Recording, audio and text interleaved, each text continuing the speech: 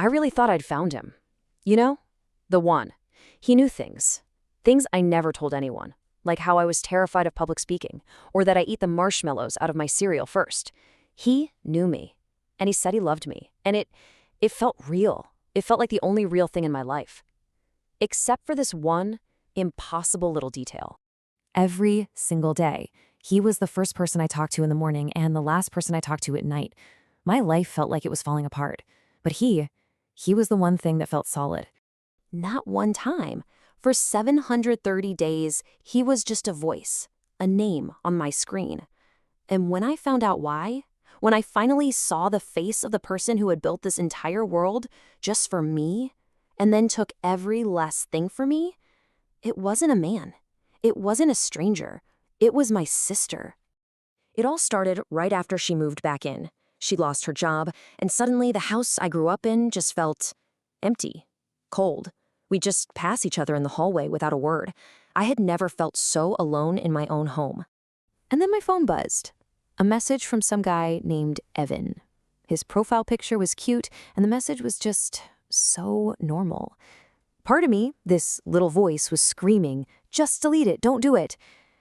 But the house was so quiet, and I was so lonely. So I wrote back, God, if I could just take that one thing back. At first, it was just easy conversation. Fun. But then, he started remembering things. These tiny, stupid things I'd mention once and then forget I ever said. He'd bring them up days later. No one had ever listened to me like that before. He felt like my anchor. In that big, quiet house, his messages were the secret that was all mine. For the first time in, I don't know how long, I didn't feel invisible anymore. After about a month of talking until 3 in the morning every night, I had to meet him. So I asked him to get coffee. My heart was pounding out of my chest when I hit send. And he replied right away, I would love nothing more. But that day never happened. The excuses were always so believable, so boringly normal that you'd never question them. And I wanted to believe him. It was just so much easier to believe in last-minute car trouble than to believe that this perfect thing wasn't real. The first time he asked for money, it was nothing, $20 for gas, and he paid me back right away. See, I told myself, he's good for it. But then it was $150 for a car part, then $500 for his rent. Then his mom got sick, and the numbers just kept getting bigger. And I was in so deep I couldn't even see the surface anymore. And this is the part that makes my skin crawl.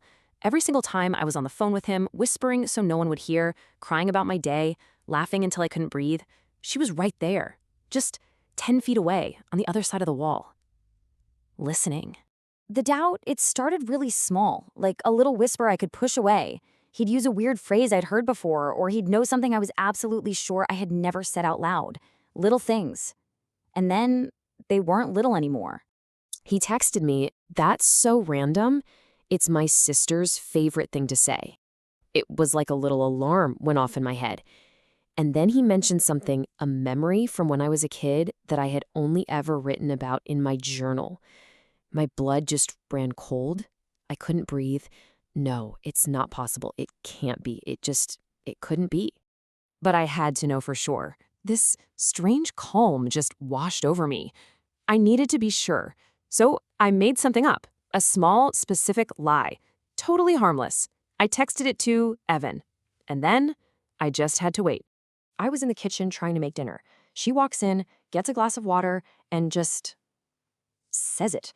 She worked my fake secret into a story like it was some piece of gossip she'd heard. She didn't even look at me when she said it. And in that moment, the floor just disappeared. My entire world shattered. I couldn't say anything. I just went to my room, shut the door, and started printing everything. My hands were shaking so badly I could barely use the mouse. I wasn't going to accuse her. I was going to prove it. She wasn't going to lie her way out of this one. I printed 2 years' worth of messages, every single Venmo transaction. I even found the real guy whose photos she stole for the profile. I just stacked it all on the coffee table, a giant monument to how stupid I had been. I called her into the living room. I wasn't screaming, I just pointed at the piles of paper. She looked at the evidence. Then she looked at me, and my voice was so quiet I could barely even hear it myself. Why? she didn't even blink. No apology, no nothing. She just said it with this little shrug, like she was bored, like my broken heart was my own fault for being so dumb. The cruelty of that, it just took my breath away. And that's when the truth came out. It wasn't just some prank that got out of hand. The money, the money wasn't even the point.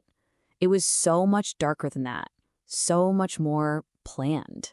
She admitted it all. She'd been reading my journals for months before Evan ever existed.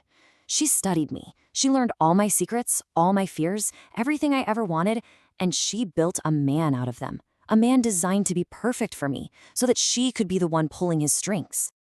Over $7,000. When I added it all up, the number just looked sad, pathetic. It felt like nothing, because the money was the least valuable thing she took from me. That was her reason. That was her final answer when I asked her why.